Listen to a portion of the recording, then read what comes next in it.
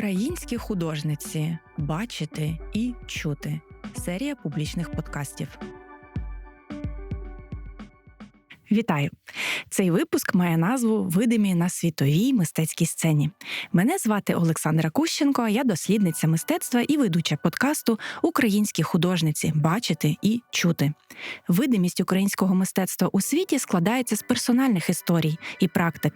Ми поспілкувалися з художницею Еленою Субач про фотографію як спосіб говорити про крихкість, пам'ять і досвід війни. Мене звати Елена Субач, я художниця, фотографка.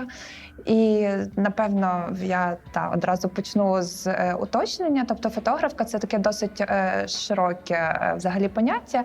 І мені більше подобається тут таке визначення як lens-based artist, тобто це художник, який за допомогою фотографії як інструменту конструює свої власні наративи, історії, тобто використовує фотографію, власне, як інструмент.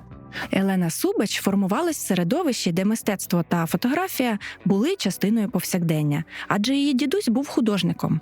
Інтерес до буддизму та досвід стипендії Гао де Полонія вплинули на формування її творчого методу, вибір тем, авторську впевненість. Якщо говорити взагалі про мою практику, то в основному я і працюю з такими темами, з темами вразливості, з темами загрози життю, з темами життя і смерті, якимись межовими дуже ситуаціями. Було таке окреме зацікавлення релігійними святами в Галичині, тому що вони дуже привабливі, дуже людні, люди дуже охоче фотографуються на цих всіх подіях, тому що все-таки це праздник, і вони нарядні. Я також мала цей величезний архів цих прощ. Так і був створений, власне, через роботу з власним архівом проект про бабусі на межі раю. Це, напевно, один з таких найвідоміших моїх фотопроєктів, тому що він дуже багатьом зайшов, був близьким, тому що це історія присвячена моїй власній бабусі, це було сумування, тому що він був зроблений одразу після її смерті. І працюючи з цим архівом жінок, я вирізала постаті цих жінок, переміщувала їх в якісь такі іделічні пейзажі. І через те, що при зйомці був застосований спалах, він давав таку досить графічну пласку картинку, а також підкреслював кольори. Ця історія про старших жінок, вона знайшла відгук, тому що це суперуніверсальна історія про різні покоління і про цю любов і ніжність. І мені здається, власне, через це він став таким досить популярним.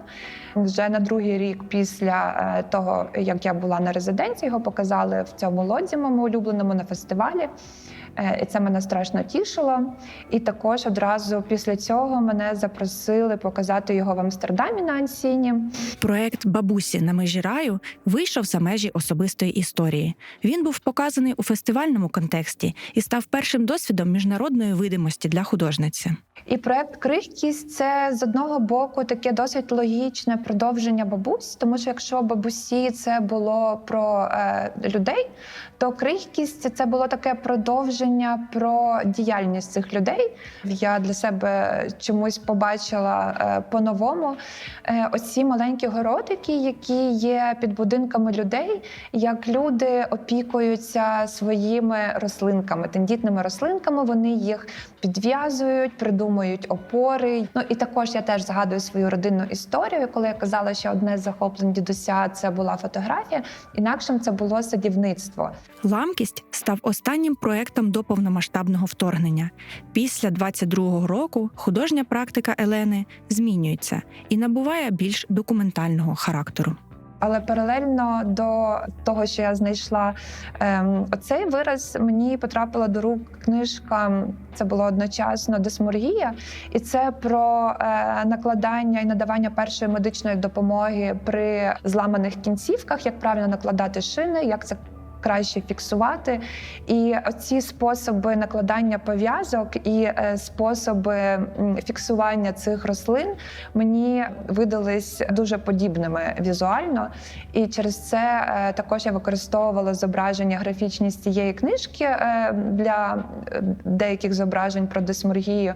Я їх накладала одне на одне, щось я просто клеїла на стіну при експонуванні, і це були окремі фотографії з цими рослинами. Тобто це було про цю крихкість взагалі всього, що живе, всього, що існує, без цього великого відриву між різницею між маленькою рослиною і людиною, і взагалі про крихкість нашої реальності. І це був останній проект перед повномасштабним вторгненням, власне. Після цього проекти змінилися і стали вже дещо іншими, тому що, звичайно, у всіх все змінилось на до і після. Всі переосмислили, переоцінили свою попередню практику.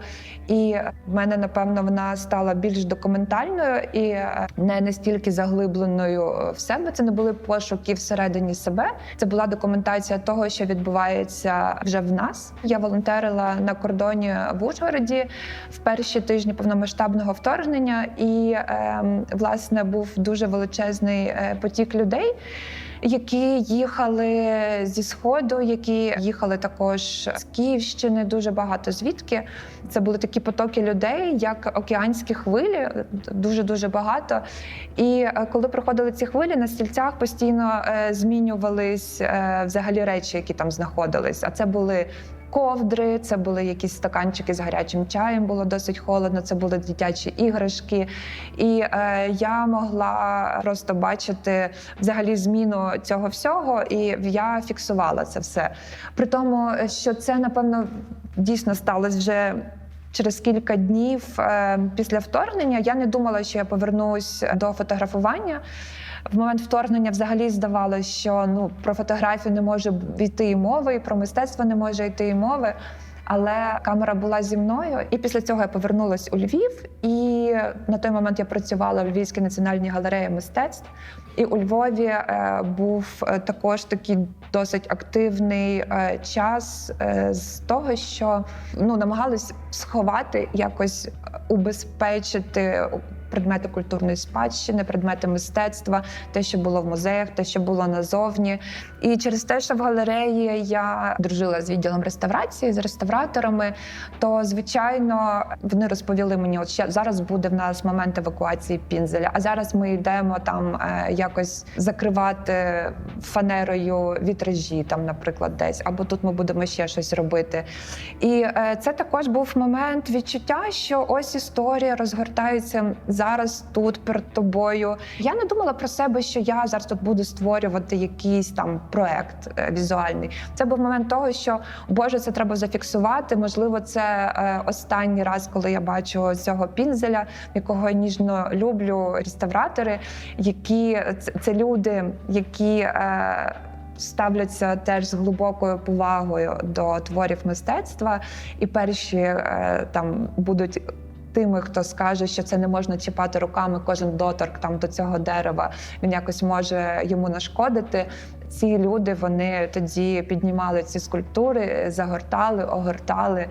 І, власне, я мала цю можливість це бачити на власні очі. І проєкт «Схованим» також мав свій початок, власне, тоді, в ці моменти цієї евакуації предметів мистецтва. Потім пізніше я вже просто в самому Львові, який також у нас є музеєм під відкритим небом, і складно все сховати під землю. Тобто те, що немає можливості сховати під землею, було убезпечено тут, в просторі міста. Я також задокументувала, які саме скульптури в нас тут були сховані, або фрески, або вітражі. Тобто так сформувався цей проект. Проект отримав міжнародне поширення завдяки мережам солідарності та інституційній підтримці. Фотографія як медіум дозволяє швидко говорити зі світом. Він публікувався в різних виданнях, але також це була така ініціатива і активна діяльність Каті Радченко, тому що через цей Одеса Photo Days в неї було досить велике коло спілкування з іноземними інституціями. І ми всі пам'ятаємо, що 22-й рік це був такий рік запиту, взагалі, що відбувається тут. Звичайно, всі хотіли говорити і показувати, взагалі, максимально підтримувати Україну. І Катя, як я вже й казала, фотографія – це такий вид мистецтва, який дуже швидко і легко передається, просто відправляючи файли. В листопаді було Парі фото, і там були показані роботи з проекту «Сховане» і були показані роботи з проекту «Ламкість». Вони досить пасували один до одного, ці роботи. Таке те, що було до, і те, що було після 22-го. І мушу сказати, Парі фото, я була здивована цим запрошенням. І я мала можливість бачити взагалі, напевно, для художників це рідкісний момент, коли ти бачиш досить велику аудиторію і як ця аудиторія реагує на твої роботи. І вона питає тебе про твої роботи. І це така безкінечна комунікація. І, звичайно, що це було досить важливим. Я розуміла це розповідати, про що йдеться. Тому що цей проект, насправді, він не виглядає якось драматично, або і він не говорить сам за себе. Його треба пояснювати. Все представлено досить акуратно, ніжно. Це такі композиційно вивірені, досить такі ніжні пастельні роботи зі скульптурами, які замотані. Хтось там міг підходити і казати: «О, Крісто в нас теж таке робить, ми знаємо про це замотування». І, звичайно, було необхідно розповідати, про що це. І на Парі фото українська фотографія була представлена тільки цією галереєю Олександра де Вівейрос. Окрім цього, мені здається, кілька робіт Бориса Михайлова були показані ще в іншій галереї. Останній рік я працюю далі з темами вразливості, з темами крихкості. І один з проєктів «Нові кордони мого тіла», він, я думаю, що коли вийде цей подкаст, вже буде відкриття виставки. 12 грудня має відкритись виставка в Naked Room. Рік я їздила в реабілітаційний центр Superhumans і фотографувала героїв, людей, наших захисників, які мають ампутації під час їхніх занять в басейні. Мене дуже вразила розповідь реабілітолога, який з ними працює. Тому що чому люди займаються в басейні? Це не тільки для того, щоб там поплавати, відчути водичку, зробити якісь там свої вправи. Вода, як інше середовище, утворює певний тиск на тіло. Цей тиск, він допомагає, наскільки я розумію, вибудовувати нові нейронні зв'язки, які в свою чергу допомагають людям позбавлятися фантомних болей, які дуже часто присутні при ампутаціях. Там якось так відбувається, що він продовжує посилати імпульси у відсутню кінцівку, не вибудувавши цю нову мапу цього тіла. І через це стаються, власне, оці болі. Але окрім того, була ще також робота абсолютно недавно над таким невеликим проєктом. Це вже в нашому іншому реабілітаційному центрі Unbroken, які виготовляють також протези. І я думаю, нам просто можна пишатись тим, що у Львові є 2 таких великих центри, які допомагають людям. І це був запит від і Unbroken, і міста, і також форма як посередник. Вони були організаторами публічної програми на Венеційській архітектурній бієнале. Вони замовили для створення такої інформаційної брошури, книжки, яка буде представлена там в рамках публічної програми, зробити їм проект про протези. І тут йшлось про інклюзію в містах. через архітектуру і такий запит на створення проекту, власне, про протези, які міг би їх представити як якісь архітектурні елементи. Українські художниці. Бачити і чути. Серія публічних подкастів. Продовжуємо розмову про репрезентацію України на виставках за кордоном і про фотографію як медіум в мистецтві сучасному з Вікторією Бавикіною, кураторкою, дослідницею, співзасновницею платформи Ukrainian Photographist, де, між іншим, Елени Субач є профіль з фотографіями представленими. Ти працювала кураторкою в Гриньов Art Foundation і арт-директоркою Act Art Space. Була співкураторкою національного павільйона на Венеційській бієналі 24-го році і з 23-го року є запрошеною кураторкою Open Eye Gallery в Ліверпулі. Який твій проєкт улюблений? От хочеться дізнатися про тебе. Яка робота, яка виставка найбільш твоєму серцю мила? По-перше, добрий день. Дякую всім, що прийшли. Дякую, що запросила, Саша. Та насправді кожен новий проєкт улюблений. І потім, коли ти ретроспективно повертаєшся в старі проєкти, ти завжди знаходиш якісь прогалини. І вони, звісно, улюблені і викохані, але вже ти думаєш, що б ти міг зробити інакше. І мені здається, це дуже такий конструктивний і гарний підхід. Тому що це процес, і ти не можеш одразу зробити його ідеально. Ти робиш його в залежності від обставин, досвіду. Потім в тебе інший досвід, і він дозволяє тобі по-іншому подивитись на те, що ти робив до того. Напевно, я б сказала, навіть не найулюбленіший, а той, що найбільше вплинув на мій якийсь розвиток. Адже робота куратора, тим паче, я не маю професійної освіти куратора. А в Україні немає професійної освіти кураторської. Може, це і добре. І не закінчувала ніякі нічого освітнього. Я маю багато різних освіт. Вони ніяк не пов'язані з кураторством. Тому все, що я знаю в кураторстві, як і всі мої колеги і колежанки з України, це все, що ми робимо на практиці. Читаємо самі, дивимося роботи колег і колежанок. І, напевно, досвід, який найбільше мені дав, це, звісно, національний павільйон. Тому що це був найнасиченіший досвід. Це був досвід кризового всього. Кризового менеджменту, продюсування, курування, комунікації, бюджетування, логістики. І, напевно, не можна знайти ніякий інший проєкт, який би вміщував в собі стільки всього. І тому, звісно, це найцінніший досвід. Але насправді зараз, якщо подумати ще про якусь прям дуже таку важливу і кохану виставку. Це остання виставка, яку ми з Максимом Горбацьким, моїм співкуратором, і який є постійним куратором в Open Eye Gallery, з яким ми теж співкурували павільйон і робимо Ukrainian Photographist.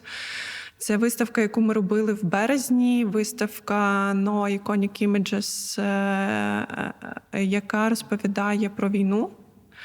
І це, в принципі, виставка присвячена зображуванню війни.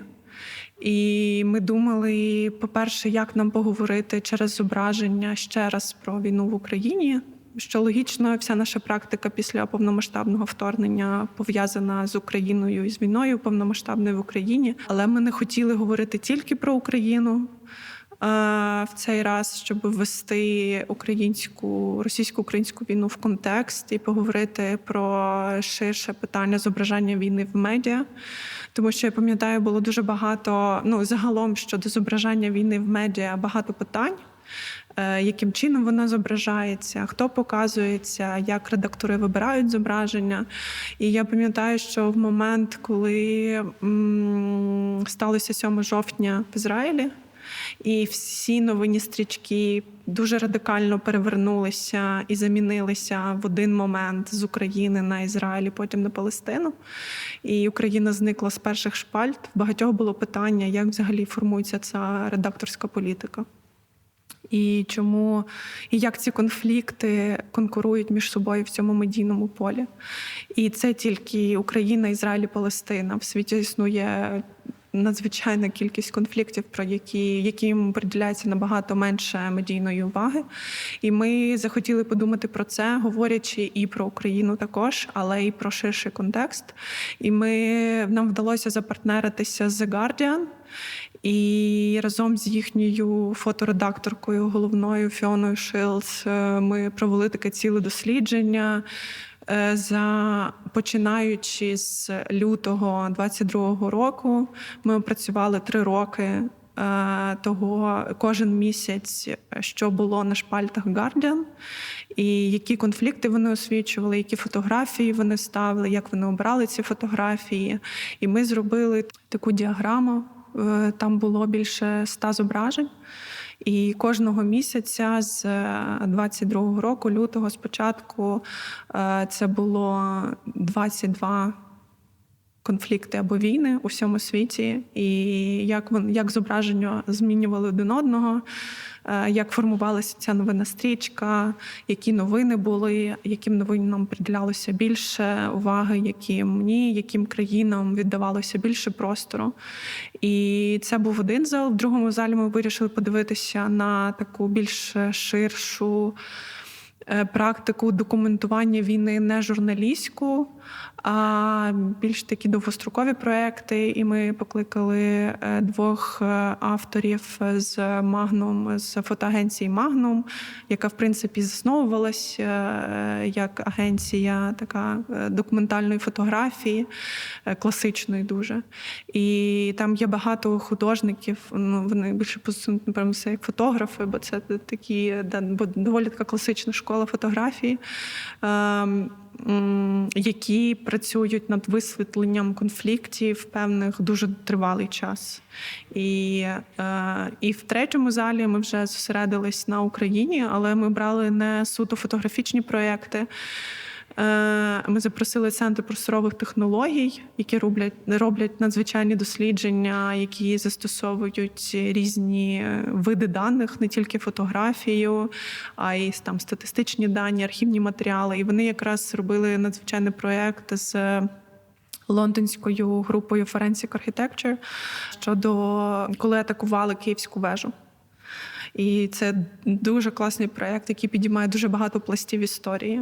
І другий проєкт Хімея Малащука про The Wanderer, про те, як якраз медіа зображають загиблих у війні, і наскільки вони часто позбавляють ці мертві тіла контексту. І в результаті глядач, читач, читачки, вони не знають, хто перед ними. Це загарбник, чи це людина, яка захищала цю територію, чи це цивільний.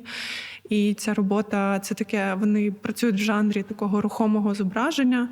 І ця робота теж, мені здається, дуже класно розвертала увагу на цю тему. Я хочу тебе запитати, як фотографія потрапила в твоє поле зору як кураторки?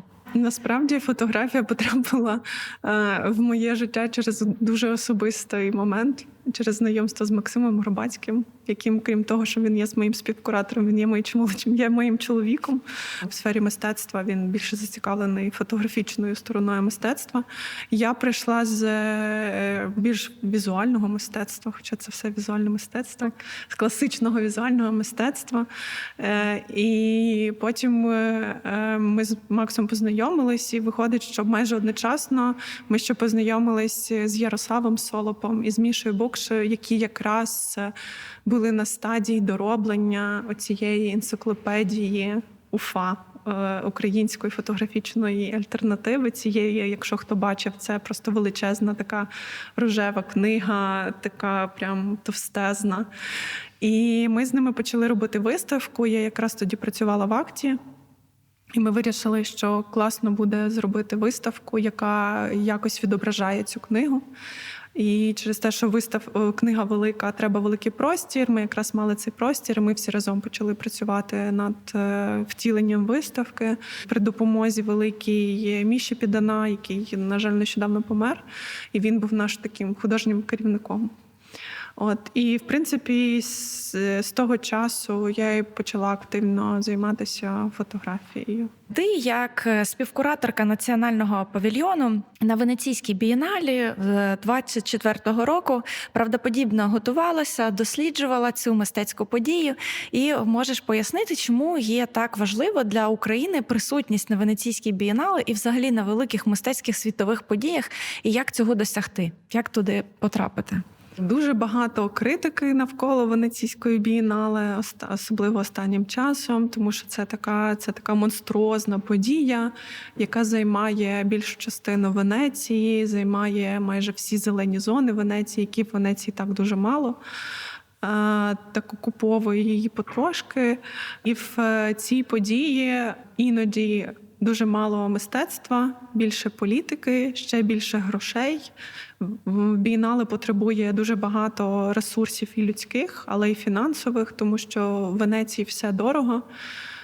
На виставку там зробити дуже дорого, через те, що Венеція – це такий дуже специфічний простір, там немає машин, наприклад. І тому всі перевезення – це водний транспорт, який надзвичайно дорогий.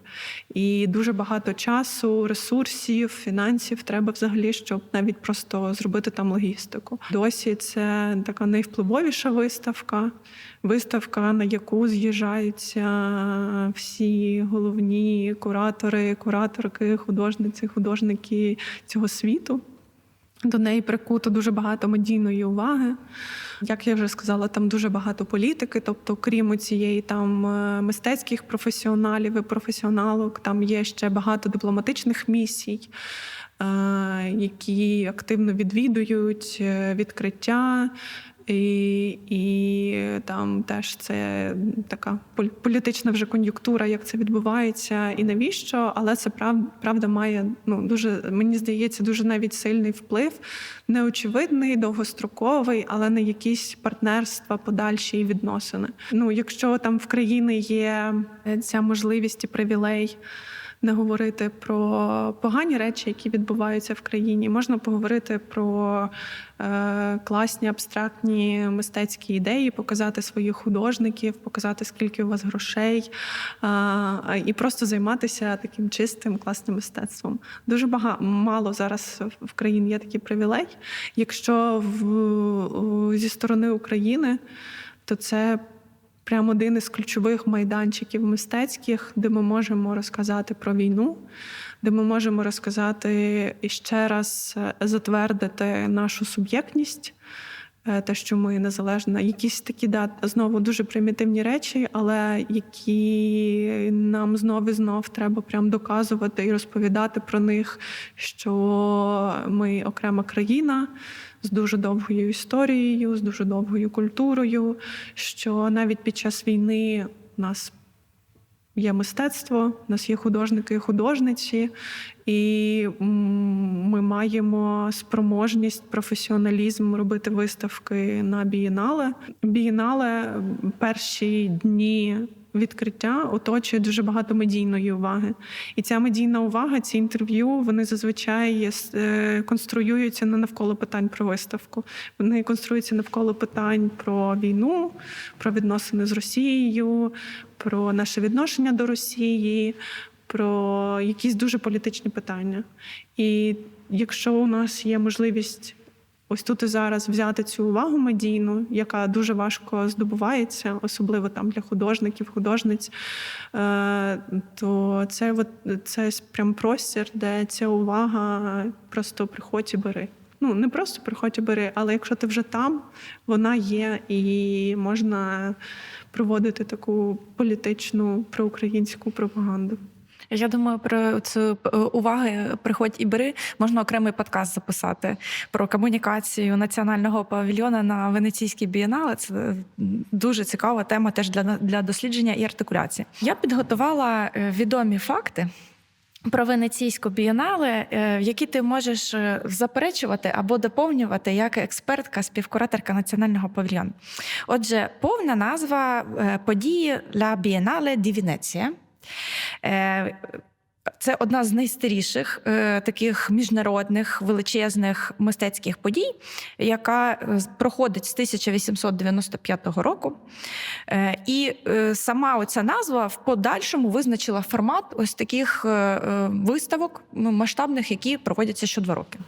Так, коли ми почали комунікувати наш павільйон, дізнались, це не було якоюсь новиною, але ми просто підтвердили цю гіпотезу, що навіть всередині України дуже мало усвідомлення, що таке бієнале, чому вона потрібна, і взагалі як вона існує і формується. Тобто бієнале художнє – це лише частина цього великого фестивалю, який йде 2 роки. Ось зараз тільки закінчилася архітектурна бієнале, яка йде одразу після художньої, плюс це там кінофестиваль, який, напевно, найпопулярніший серед цих всіх заходів, театральний фестиваль і купа різних активностей. І Венеційська бієнале, напевно, відрізняється від подібних виставок тим, що там є основна виставка, для якої вибирається що 2 роки куратор або кураторка. І ось ці національні павільйони, які вже незалежно від головної виставки роблять свої проекти, які можуть бути пов'язані з головною виставкою тематично, а можуть бути взагалі незалежними і ніяк не прив'язуватися до них. І національні павільйони ніби теж мають якусь змагальну там позицію, що відзначають той чи інший. Чи це тільки медіа-увага розподіляється? Ні, там є «Золотий лев», це такий головний приз Венеційської бієнале, який дається якомусь національному павільйону. Є змагання всередині головного проєкту, де вибирають художників, є змагання всередині національних павільйонів, де вибирають павільйони. Наступний факт.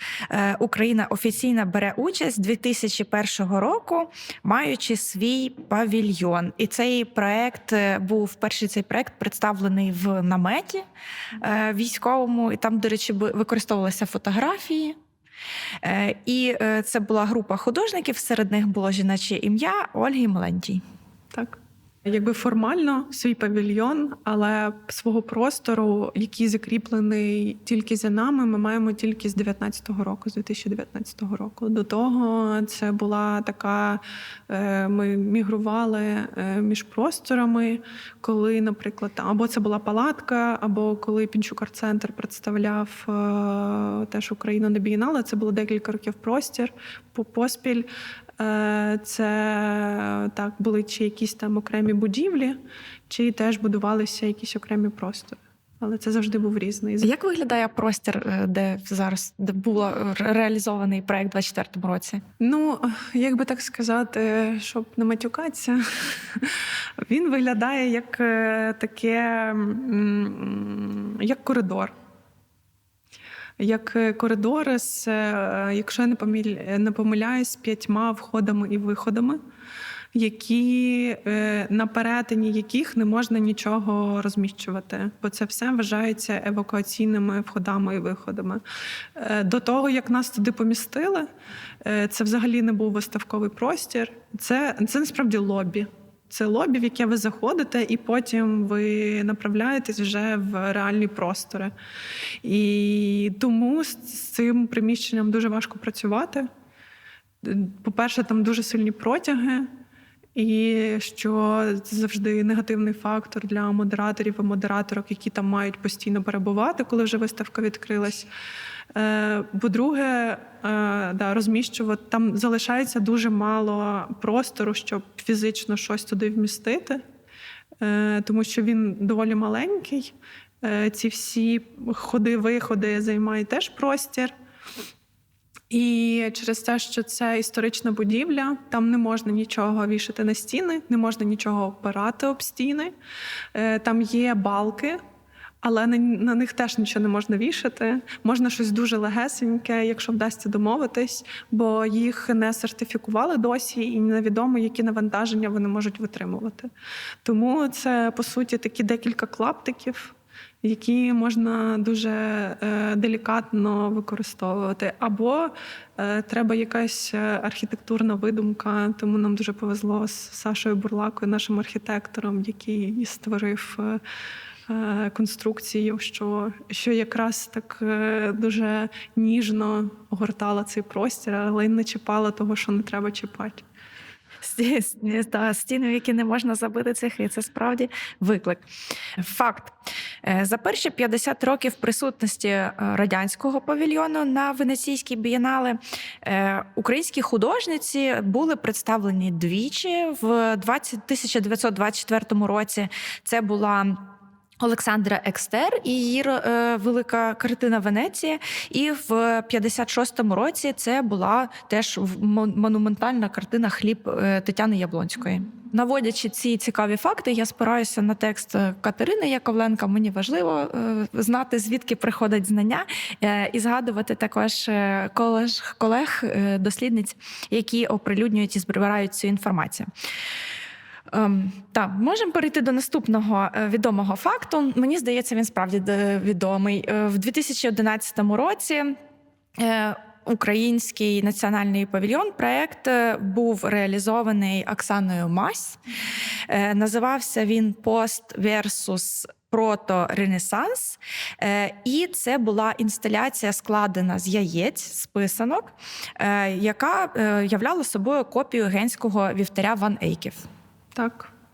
Я тут доповню не про інсталяцію Мась, а взагалі, мені здається, дуже теж цікаво. Я не знаю, наскільки відомий, невідомий факт, як взагалі обираються павільйони. Що якраз це був період представництва України на бієнале, коли не було такої досить чіткої інституційної структури, як ми взагалі обираємо проекти, кураторів, художників, художниць, які будуть представляти країну на бієнале. І в нас ця інституційність і взагалі якась прозорість з'явилась тільки в 2019 році. Добре, що з'явилась. Ну, але вона теж з'являлася там скандалами, і прямими трансляціями, і мемами потім. Так. Ми наближаємося до 19-го року. Ще в 2015 році Національний павільйон України мав проєкт, який називався «Hope», «Надія», і він включав роботи Жанни Кадирової та Євгенії Білорусець, зокрема. Ти б доповнила щось? Та ні, доповнила, що Жанна представляє тебе. Так, я дуже вболіваю насправді за цей проєкт. Я страшенно вболіваю. Ми до цього теж ще повернемося. Тобто тут йдеться про присутність Жанни Кадирової на Венеційській бієнале вже доволі тривало. На 59-й Венеційській бієнале в 22-му році, окрім офіційної національної програми, національного павільйону, в Україні дали такий ще простір для привернення уваги до війни.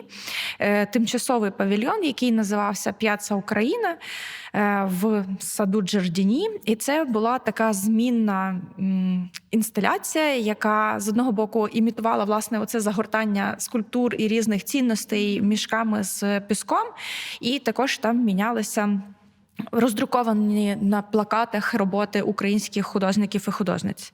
Ти бачила цю роботу? Я бачила фотографії, звісно, і вони були скрізь. І це, напевно, за історією України це був такий найважчий, найстресовіший павільйон, тому що він стався одразу після вторгнення. І, мені здається, куратори і кураторки цього павільйону дуже класно справилися з цим всім навантаженням, вони вижили максимально те з всіх можливостей і медійних, які тоді надавались. І що було, звісно, дуже важко, тому що уваги було багато. Команда, як завжди, в українського павільйону маленька. Плюс величезний стрес через початок вторгнення і зміну всіх планів, логістики і всього-всього. І переходячи вже до 24-го року, до проєкту, який ти співкурувала, який мав назву «Плетіння сіток». І це була така метафора колективної роботи, як відповіді на війну, як такої спроби протистояння. Ми одразу відмовились від ідеї говорити про якісь абстрактні речі, про якісь там суто мистецькі ідеї. Ми не хотіли також думати про минуле і не хотіли фантазувати про майбутнє.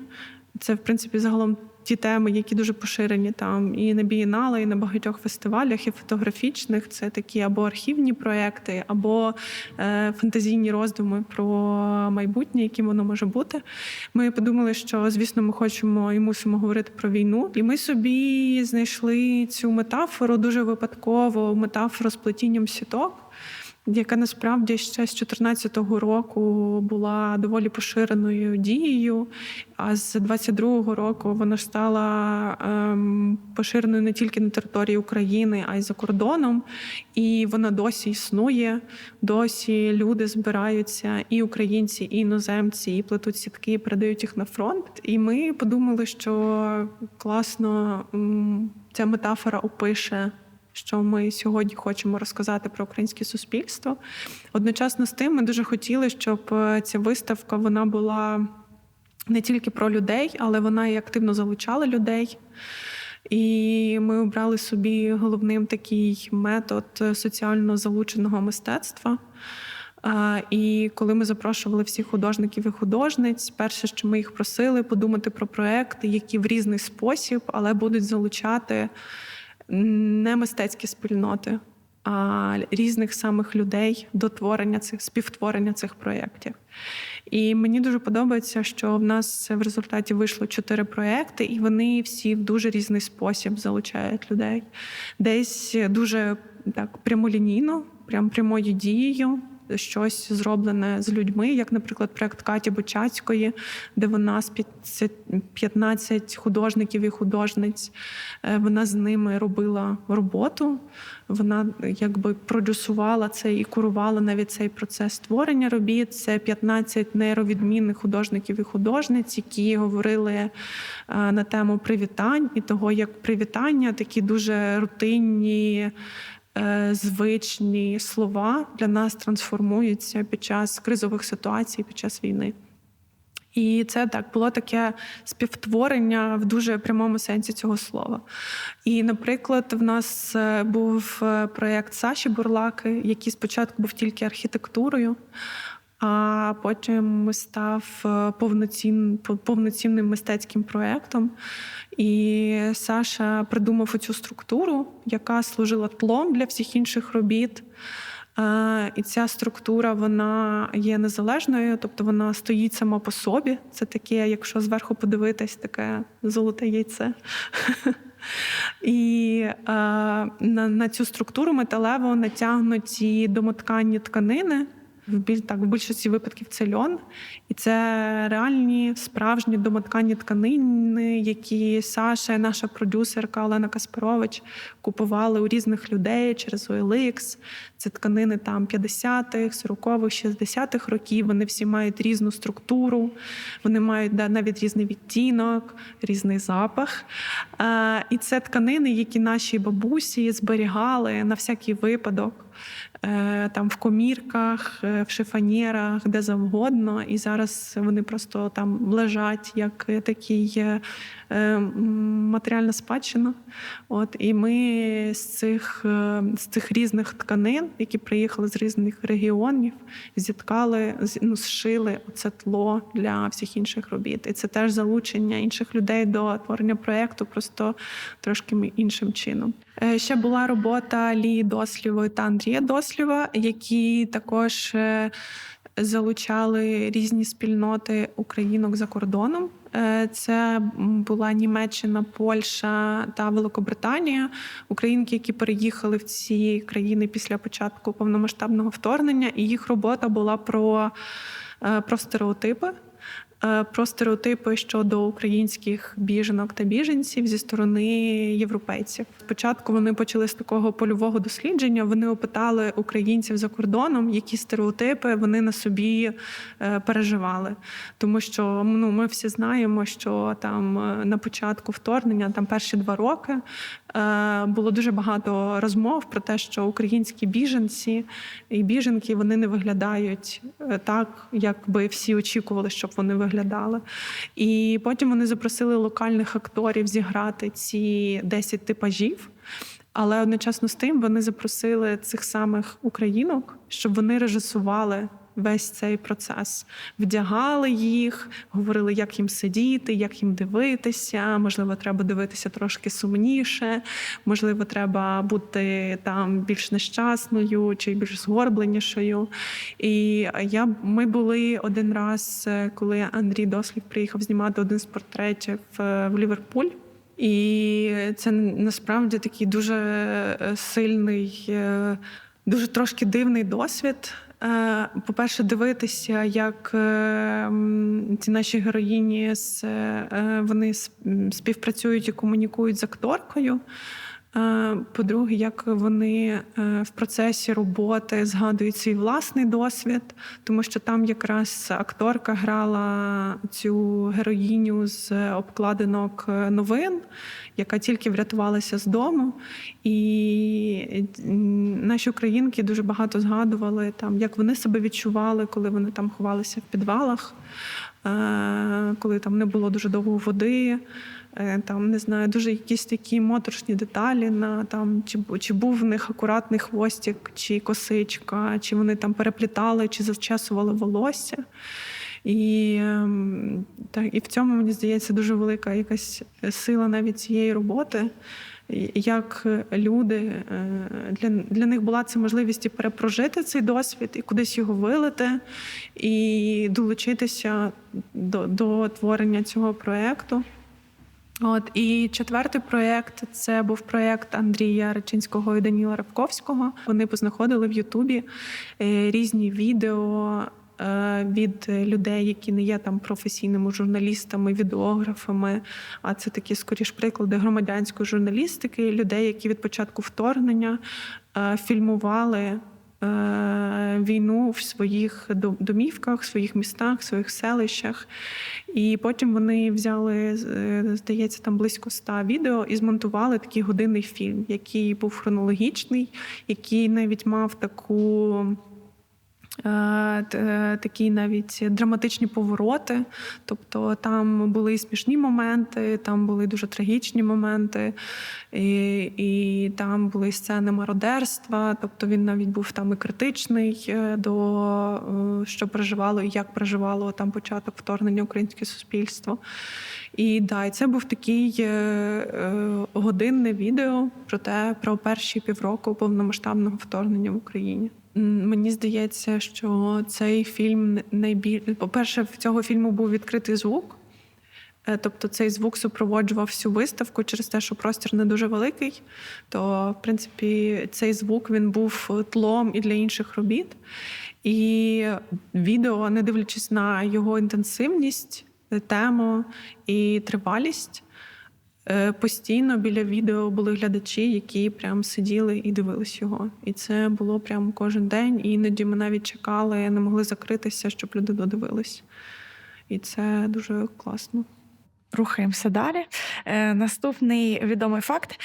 Жанна Кадирова в 2026 році представлятиме Україну на 61-й Венеційській бієнале з проектом «Гарантії безпеки».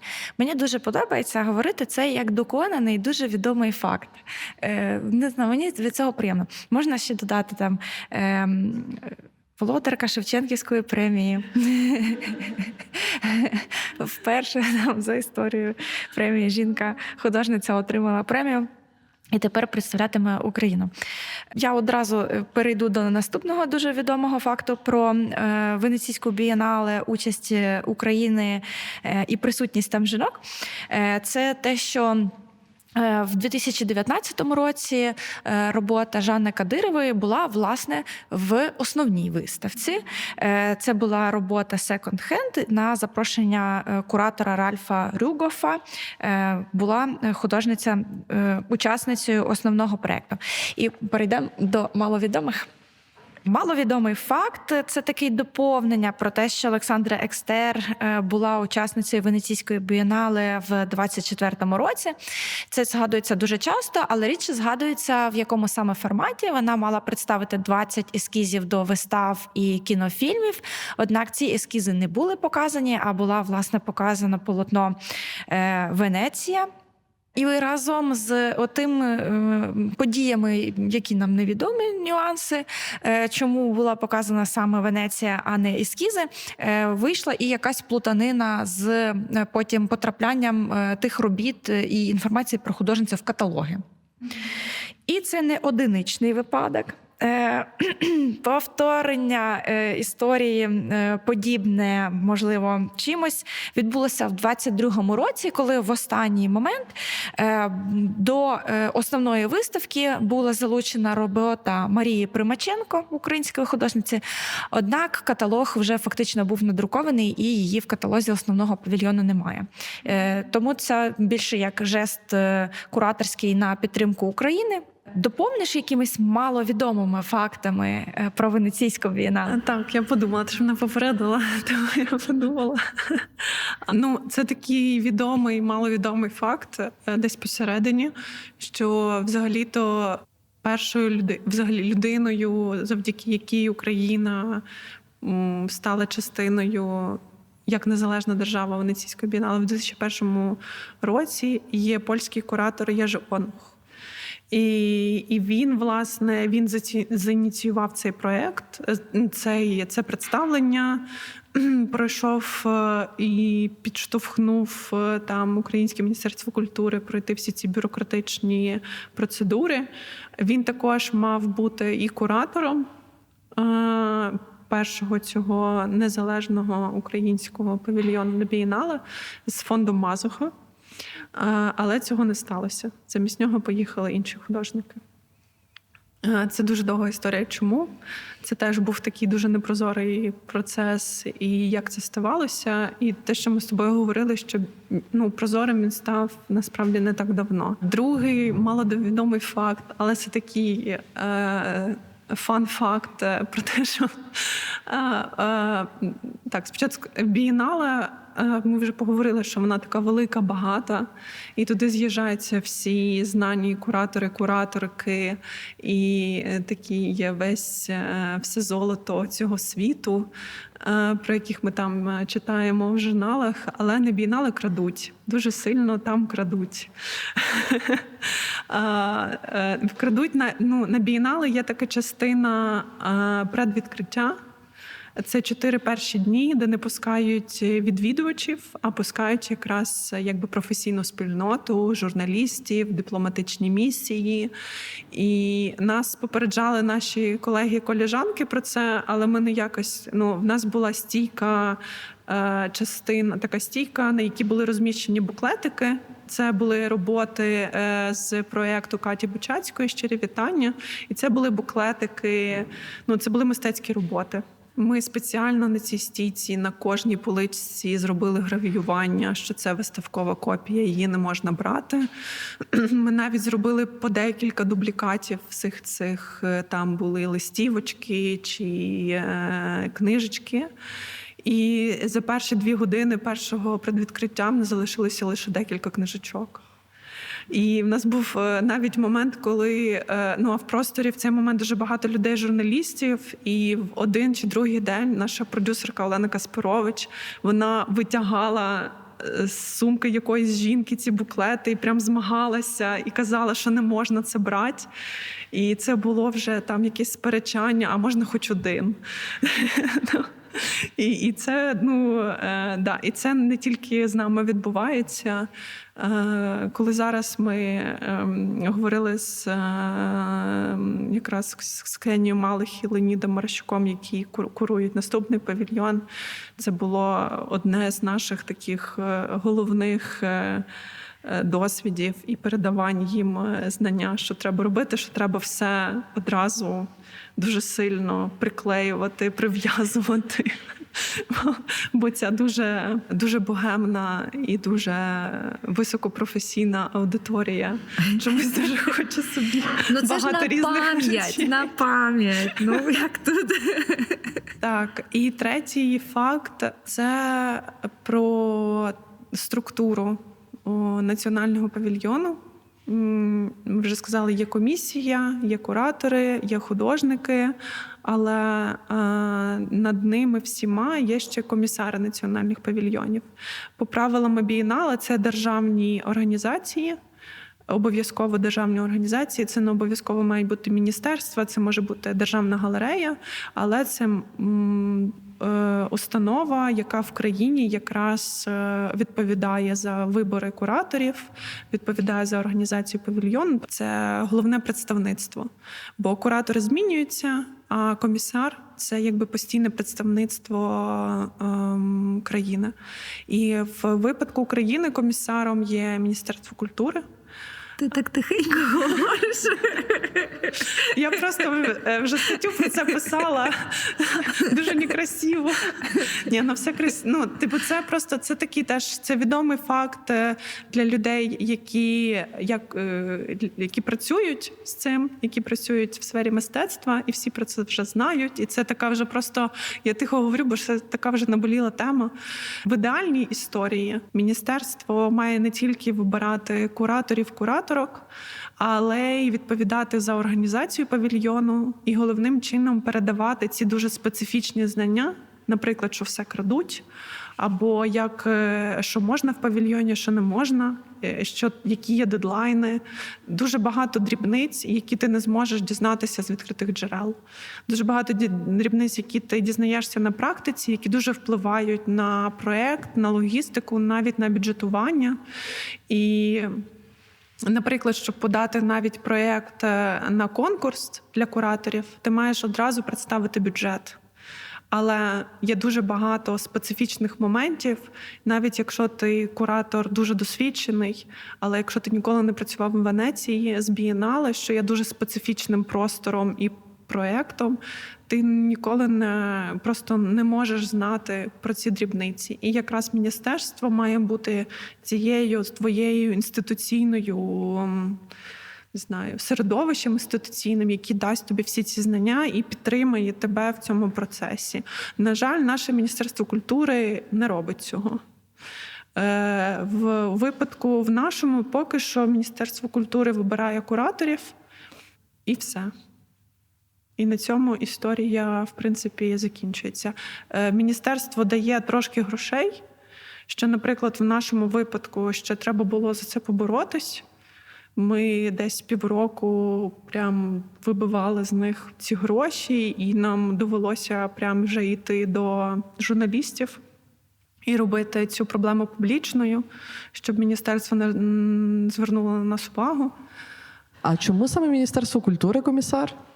А не, до прикладу, у нас є інституції типу Українського інституту, або чи цього питання ніхто не піднімав просто, чи це про це не думають, тому що в Українського інституту є окремий сегмент, який займається, власне, промоцією на міжнародному рівні, і мистецтва, і літератури окремо причому. Були такі розмови? Знаєте, не знаєте? Я думаю, що це просто якось сталося саме собою.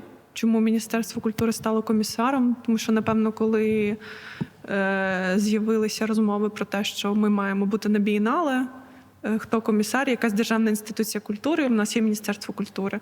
Але в Польщі є в Польщі якраз приклад, там є комісаром Захента галерея. Наприклад, в Великобританії там якраз комісар British Council, тобто Український інститут.